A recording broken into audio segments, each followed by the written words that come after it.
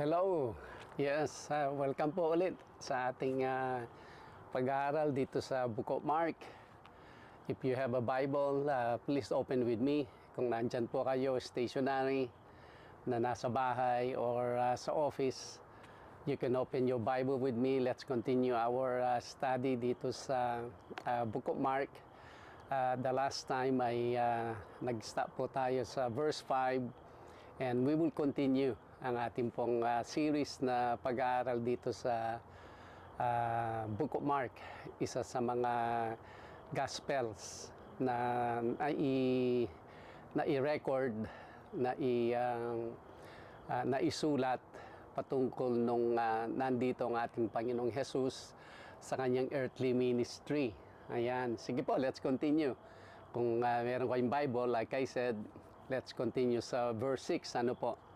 Ang sabi dito, "Now John was clothed with camel's hair and with a leather belt around his waist, and he ate locusts and wild honey. And he preached, saying, 'There comes one after me who is mightier than I, whose sandal strap I am not worthy to stoop down and loose. I indeed baptize you with water, but he will baptize you with the Holy Spirit.'"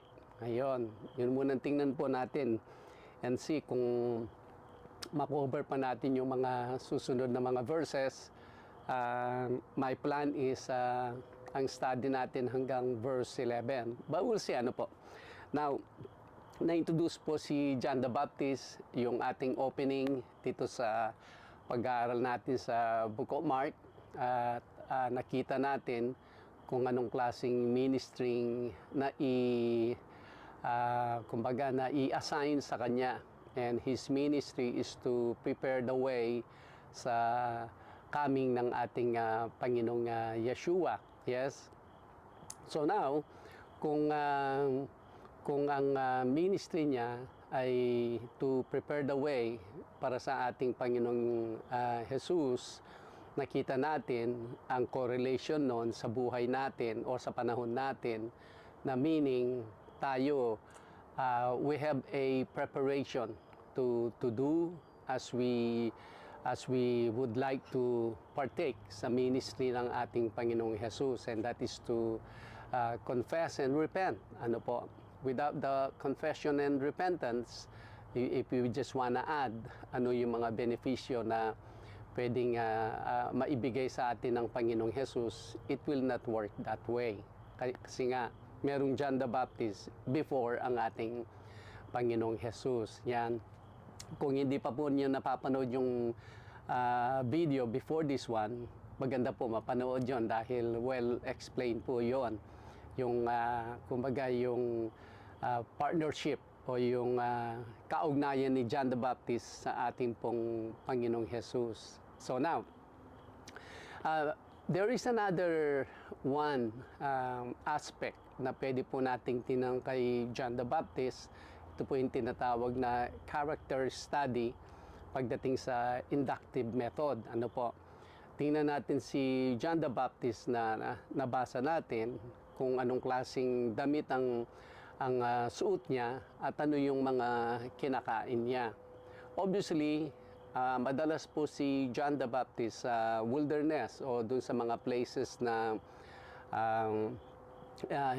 wala pong mga tao. Kumbaga yung forest, yung gubat, ganun po yung kanyang pinag-i-stayan na mga places. Pero meron siyang particular na assignment sa buhay na ito. And that is to tell people to prepare sa pagdating ng ating Panginoon. Tingnan po natin anong makukuha natin doon. Number one, si John the Baptist, literally, talagang sinet aside niya, sinet apart niya ang kanyang sarili. For what reason? Well, we can only speculate. Pero ang nakikita ko po dito is para hindi siya makontaminate o hindi siya makakahalibilo and ma-adapt at kumbaga yung ma-embrace niya kung ano yung mga typical na ini-embrace ng mga tao. Pansarili ko pong interpretation yon, pero wala sa Bible yon. Ang sinasabi lang dito, ang kanyang suot ay camel's hair, ang kanyang kinakain ay locust, yung mga grasshopper kind, at honey, di po ba? So yan ay yun ang sinasabi ng Bible. Pero makita natin talagang yung ginawa niya ay all heart, all in siya, just to fulfill kung ano yung na-assign sa kanyang partisipasyon sa pagdating ng ating Panginoon. Now, sa ating pong panahon ngayon, pwede po nating ma-possession, kumbaga, pwede nating mai-apply sa ating buhay. In what way? Well, number one, ang ating pong pakikisalimuha sa mga taong lalo na hindi pa po mananampalataya. There should be a boundary. There should be a limit. Kung sila, gusto nila yung makapagpatayo sila ng malaking bahay kahit na sa papaanong paraan. Sila, kung gusto nilang yumaman, na gusto nilang maraming pera, yung mga sasakyan, kahit sa papaanong paraan. Nawa, hindi po tayo yon. Dahil tayo, bilang mga, lalo na, Kristiyano na po tayo, meron po tayong kanya-kanyang assignment na binigay ng ating Panginoon. Kasi for one, sabi nga sa Ephesians chapter 4, na ang Panginoong Jesus, binigyan niya ang mga tao, ang kanyang mga lingkod, gifts through the Holy Spirit. Meron po tayong taglay or possess na some kind of spiritual gift. Yung gift na yon, gagamitin po natin. Saan po natin gagamitin yon? Gagamitin po natin yan dun sa inassign na trabaho ng ating Panginoon Diyos sa atin. So meron po tayong assignment tulad ni John the Baptist. Yes? Alright. So ngayon, since meron po tayong assignment, kunin lang natin yung ginawa ni John the Baptist. Remember, si John the Baptist ay, po siya, forerunner siya. Kumbaga, nauuna siya bago ang pagdating ng ating Panginoong Jesus. Di po ba? I use the word advance party. Now, pagiging advance party ay pag tayo ay nandyan sa workplace natin, nasa school o nasa business natin, o kung saan man tayo na meron tayong nakakasalamuhan tao, tayo po si John the Baptist, piniprepare natin yung tao na eventually ay maririnig nila, makikilala nila ang ating Panginoon. Kumbaga yung ating maayos na pakikitungo sa kanila, yung maayos na pananalita, yung kung may chismis man sa workplace, hindi po tayo kasama doon. Kung may paninira sa kapwa, hindi po tayo kasama dyan. Kung may judgment sa kanino mang tao, hindi po tayo kasama dyan. Dahil that is not the work or activity ng isang Kristiyano. So makikita nila nakakaiba po tayo. So pag may tamang pagkakataon, sila po ay lalapit at they will inquire of who we are and why do we do such different approach kumpara sa mga other people na nandoon sa place na yon, whether school, workplace o kung ano man yon. That is the preparation. Parang pinrepair natin itong taong ito, eventually ay pwede natin ngayon ma-introduce ang ating Panginoong Jesus. Di po ba? That is one beautiful thing to keep in mind, na every place and everything that we do, meron pong purpose ang ating Panginoong Diyos. Dahil nandito po tayo sa lupa, not to get as much wealth, not to pursue the most comfortable, convenient na buhay sa buhay na ito. Dahil whatever we will gain and get sa possess sa buhay na ito is temporary. Mamaya talagang trabaho ko ng trabaho, mamaya namatay ka lang, naiwan lang yan. At iba lang yung makikinabang sa ginawa mong nagpakamatay ka sa pagod at iba naman yung doon tayo. Kaya nga, it's so right ng ating labor, ang ating pagal ay sa kabila. Sa kabilang buhay. Kaya sa kabilang buhay, whatever we invested doon, pag tayo napa sa Panginoon na, ay we will have it forever. Yun yung I think, wise investment. Ano po. So, yun, babalik tayo kay John the Baptist. Kaya si John the Baptist, pwede po natin siyang matularan doon sa part na iyon. Tingnan po natin. Even ang kanyang mga suot, diet, and everything, kakaiba. Pero nung dumating na yung panahon na gawin na niya yung pinaka-role niya sa buhay na ito, ginawa po niya na all out, all in, na 100% binigay niya ang kanyang buhay. Alam po natin, makikita natin ito soon enough na si John the Baptist ay magiging martyr sa pangalan ng kanyang calling, sa pagsunod niya sa kanyang calling na binigay sa kanya ng Panginoon Diyos. Ayun. Alright, dito sa verse 6 sabi niya, "Now John was clothed with camel's hair, and with a leather belt around his waist, he ate locusts and wild honey." Dahil dun nga po siya namamalagi sa gubat, ika nga. At yung mga pagkain doon, yun ang kanyang kinakain. By the way, yung locusts ay kinain po niya, ito yung mga grasshopper type. Ibig sabihin, malinis po, no? Kasi sa Pampanga, yung locust ay kinakain po yan eh. Yung niluluto at kinakain po yan.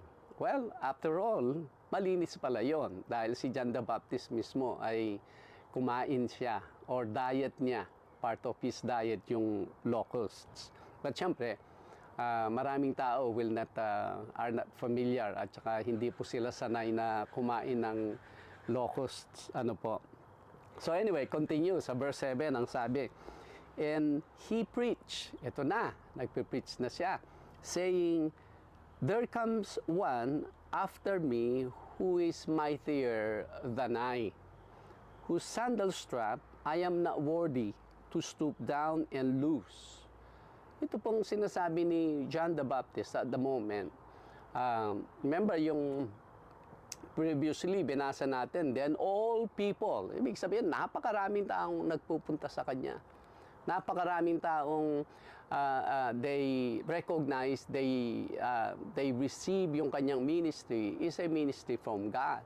So andyan ang mga tao, marami na sila eh. Ang daming nagpupuntahan sa kanya. Ang message po niya, sabi niya, meron pang darating na mightier than I.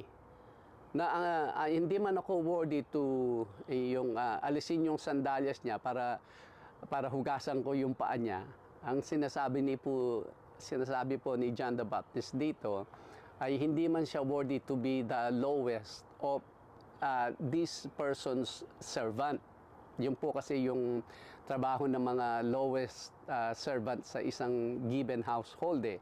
Yung pagpapasok yung mga visitors o yung mga guests ay tatanggalin yung sandalyas nila at huhugasan yung paa and then they can go inside. Sabi ni John the Baptist, hindi man siya worthy to be that servant. Kikita po ninyo how he knew what kind of a person itong padating na tao. Though ang ating Panginoong Jesus ay pinsan po niya. Remember, pinsan po niya si Elizabeth at saka si Mary, magpinsan po yan eh. Kaya they are cousins. What do you call that? Second cousin po sila ng ating Panginoong Jesus. Ayan. So, ang tingnan po natin correlation sa buhay na ito. Sometimes naitataas ang natin. Sometimes naitataas yung level ng buhay natin dito sa buhay na ito. nasa malinis na paraan, ano po. Hindi yun ang dadaya tayo o nagko-compromise tayo. Hindi po yun. Na naturally tumataas ang posisyon natin sa buhay na ito. And yet, hindi po tayo nakakalimot na someone is so much greater than us, lalo na sa ministry. Sometimes nasa ministry ka thinking you are the king or you are the lord or of the people already, kasi yung mga tao nakikinig sa inyo or sa atin. Let me include myself. Nakakalimot tayo na there is one greater than us, na tayo po ay katiwala lang. Tayo ay may pinagkatiwala lang ang Panginoong Diyos na gagawin sa buhay na ito. And yet, siya pa rin ang nakakataas more than anyone. So pag ganun po ang understanding natin, hindi po nawawala yung humility. Hindi po nawawala yung ako ay pinagpala ng Panginoon to be in this position. Pero hindi ko po itataas ang aking sarili. Hindi po ako mag-aako to have an attitude na, oy, makinig kayo sa akin, ako yung boss dito. Hindi po pwede yun sa Panginoon. Pag ganun na po ang tao, ay nakalimot na siya na meron pang mas mataas sa kanya. Kaya kung tularan po natin si John the Baptist, anuman po yung taas, anuman pong level, ang posisyon natin sa buhay na ito, never forget na meron pong mas mataas sa atin. We are just ready sa kanyang disposal when He tells us something to do. Ano po? Hindi yung just because marami ng tao under us ay thinking we can do and we can say anything we want to do. Na wala na, hindi na tayo accountable to someone higher than us. That is something good to keep in mind. Let's say hindi ka po involved sa leadership. Isa kang kumbaga ordinaryong Kristiyano, pero may mga pera ka naman. Sometimes yung pera na under sa iyong disposal ay you can just release and use them to anything you want. Nakakalimot tayo na tayo ay steward din ng mga yon. Marami pong pwedeng kunin na lesson dito sa Biblia. Makikita natin.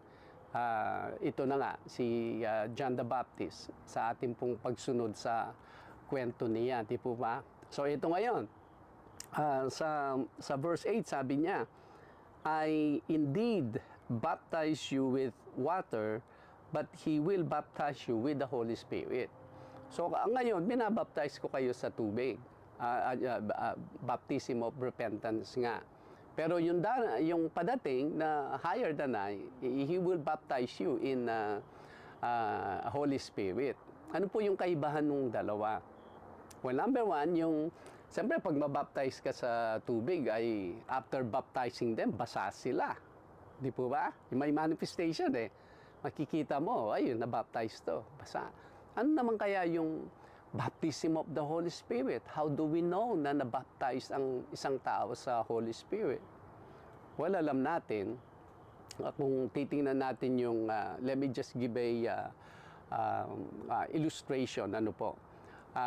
May mga occasion diyan sa Pilipinas especially, may mga occasion pag Ash Wednesday, ang mga grupo within the Catholic ay mayroon po silang mga abo sa kanilang noo. Makikita mo galing siya sa simbahan at nagpa-mark siya ng abo sa kanilang noo. Yun, parang gano'n.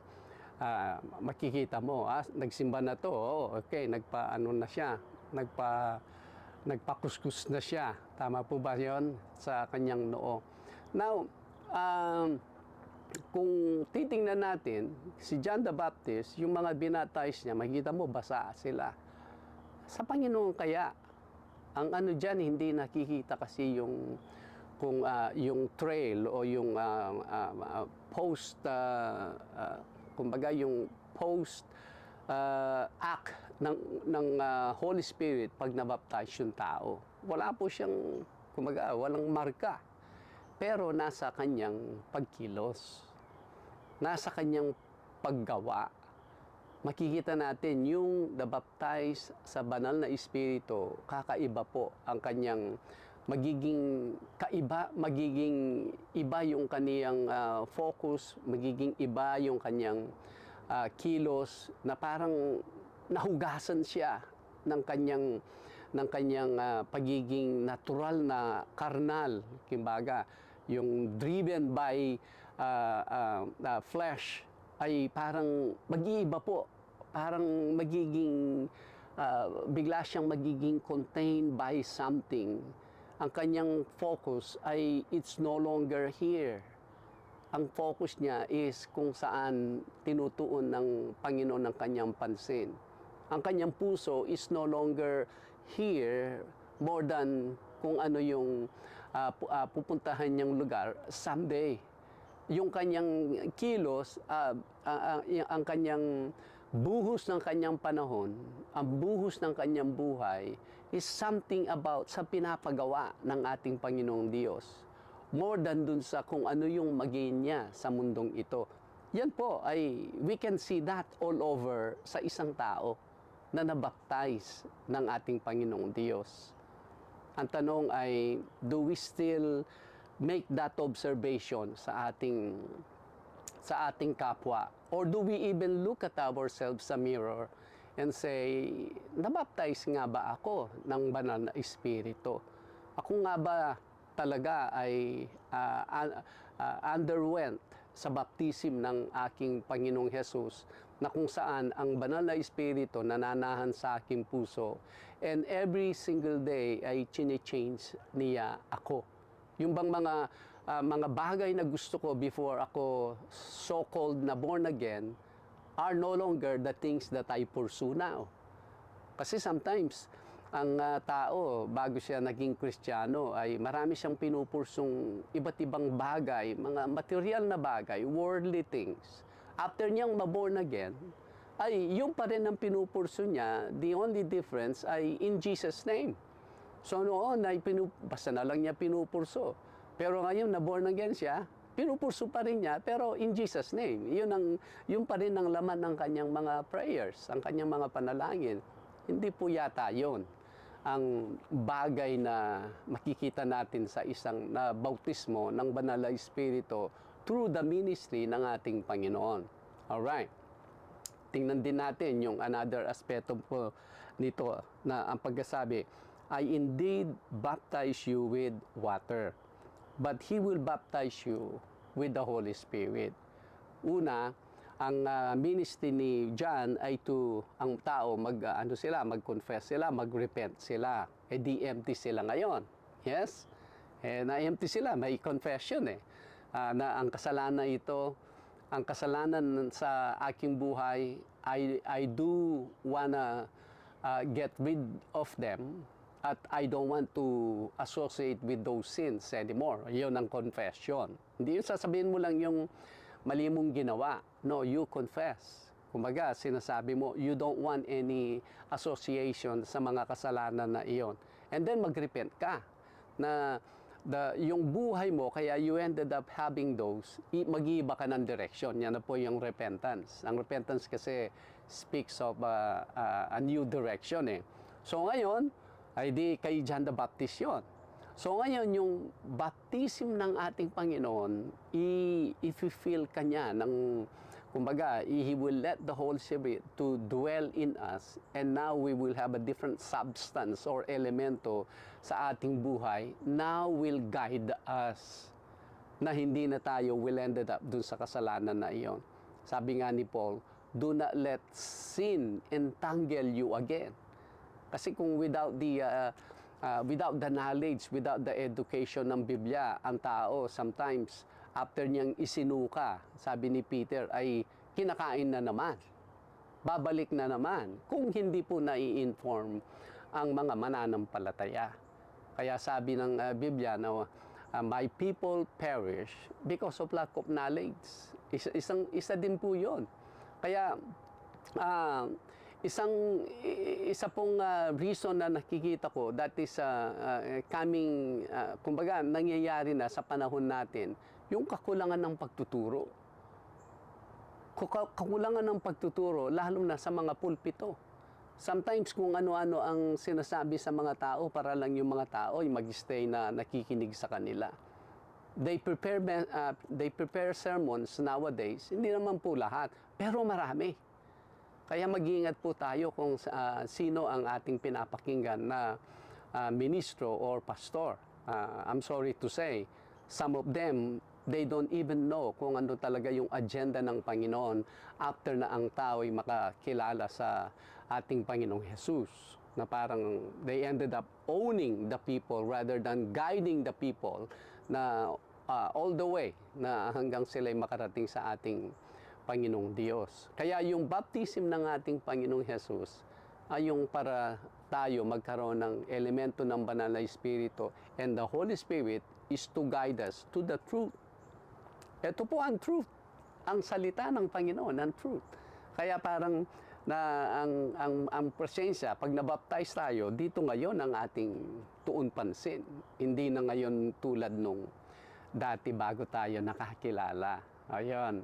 Sige po, let's see kung meron pa pong time sa verse 9. Ito. It came to pass in those days that Jesus came from Nazareth of Galilee and was baptized by John in the Jordan. Ito ngayon, even ang ating Panginoong Jesus ay binaptize ni John the Baptist. Pero notice po, ang ating Panginoong Jesus, like I said sa previous video natin, I will say it again, binaptize siya pero wala po siyang confession at repentance na ginawa. Ang confession kasi yung merong sin na nandyan sa buhay mo, pag nag-confess ka, sinasabi mo, I don't want anything to do with that anymore. And then mag-repent ka, kaya mag-iiba ka ng direction. Kumbaga, mag-iiba ka ng yung mga tao, mga barkada mo, mag-iiba yung mga friends mo, kasi yun, sila mismo ang nagano sa iyo nag-influence sa iyo, kaya you ended up having that kind of lifestyle, or why you ended up practicing those sins. Ang ating Panginoong Jesus, wala po siyang confession na ginawa at wala po siyang repentance. Dahil He is already going to the right direction. Ano po? Other gospel, meron pa pong sinabi ang Panginoon sa bakit po siya nagpa-baptize. Sabi ni John the Baptist, hindi, dapat ikaw ang mag-baptize sa akin. Ang sabi ni John the Baptist, ng ating Panginoon, no, let it be. Para for the sake of all righteousness. Parang hinugasan yung kanyang physical na body, pero there is nothing to confess and there is nothing to repent. Dahil tama na ang kanyang direction. Dito, sabi niya, verse 10, and immediately, coming up from the water, he saw the heavens parting and the Spirit descending upon him like a dove. Then a voice came from heaven. Ito, you are my beloved Son, in whom I am well pleased. Ito po nanggagaling sa Ama, ano po? Makikita natin dito ito yung verse na makikita natin yung Trinity. Makikita natin yung Son of God ay nabaptize, the second person as we call, and then yung Holy Spirit nag-descend sa kanya, that is the third person of the Trinity, and then magsasalita ang Ama. Magsasalita ang Amang Diyos, sasabihin niya, ano sabi niya? You are my beloved Son, in whom I am well pleased. That we assign ang Ama kasi as the first person of the Trinity. Ito yung verse na makikita natin ng tatlo sa isang verse. Ano po? Now, anong sabi niya? You are, sabi niya, my beloved Son, in whom I am well pleased. Well pleased sa ano po? Well pleased ba sa gagawin niya? O well pleased sa ginawa niya magmula nung siya'y naipanganak. Kasi dito, ang ating Panginoong Jesus is about 30 years old na po siya eh. So ano yung nangyari nung since birth, since nung binabasa nating sometimes yung Christmas account, yung pagkapanganak niya, hanggang sa time na ito, 30 years old na siya, ay well-pleased ang ating Panginoong Diyos. Wala pa siya pong ginagawang ministry, na at least recorded, ano po. Wala pa siyang ginagawang ministry, and yet ang amang Diyos ay well-pleased na. Hindi po yung activity natin sa church, hindi po yung contribution natin sa church lang malulugod ang ating Panginoon Diyos. Yung pagkatao natin mismo, malulugod o hindi malugod ang Diyos sa atin. Sometimes nakakalimutan kasi natin na two parts ang ating pong ginagampanan na role bilang anak ng Diyos. Yung ating standing mismo, pagkatao natin, that counts. And then yung ating contribution, activity, yung role natin, yung part natin sa gawain, that is another part. Kaya huwag po tayong makalimot na sa simpleng buhay, bago man tayo bigyan ng isang important, specific role ng ating Panginoon, yung maging maayos po ang ating pagkatao, yan po ay nakikita ng Panginoon Diyos sa atin. Hindi yung ang dami mong involvement sa ministry, ang dami mong gustong gawin, pero salbahe ka naman. Hindi ka naman maayos na pagkatao. Hindi po malulugod ang Diyos diyan sa atin. Pero ang ating Panginoong Jesus, tingnan mo, hindi pa nag-i-start ang kanyang ministry, nalulugod na ang amang Diyos sa kanya. For one, that is necessary kasi. Kasi pag nagkamali siya ng isang hakbang, isang salita, isang pag-iisip lang, from the day he was born until sa moment na ito, disqualified na po siya. Kasi he needs to maintain his righteousness, his godliness. In short, yung holiness niya dapat intact until the day na ialay niya ang kanyang buhay bilang pantubos sa ating mga kasalanan. At kasalanan ng buong humanity from the day one ng mundong ito. Kaya very important, so much ang nakasalalay sa ating Panginoong Diyos. Well, Panginoong Jesus, well, sa atin is marami din pong mga nakasalalay na bagay we do not know. But the lesson we can get here is maging maayos po tayong klaseng tao. Whether may active na ginagawa ngayon sa ministry, sa church, o kung ano man, or hindi. Ang Panginoon tinitingnan niya yung hindi lang yung moment na gagawin natin, no, piniprepare din tayo before that moment. At nandyan ang ating Panginoong Banal na Espiritu to guide us as always by His grace, na nawa maging kalugod-lugod din tayo. Nalulugod din nawa ang Diyos sa atin, sa ating mga buhay individually, before pa yung involvement natin sa gawain or sa church. Yes? Alright. O, sige po. Hanggang dito muna tayo. Hanggang sa susunod, we'll continue yung natapos tayo sa verse 11. Maybe only one day apart, we will upload po ang susunod nating teaching. Salamat po sa inyong panahon, sa inyong pakikinig. Ay, salamat po sa mga nagko-comment, lalo na sa YouTube. Greatly appreciated po. Kung hindi pa po kayo nakakapag-subscribe, please subscribe para dumami po ang ating mga subscribers at dadami yung mga taong ma-invite natin, makukuha natin ng kumbaga yung ma-invite nating mag-join sa ating pong ginagawang pag-aaral na ito. Yes, sige po. Salamat. Again, si Pastor Rameses Gamboa po ito. Hanggang sa susunod, God bless you and Shalom.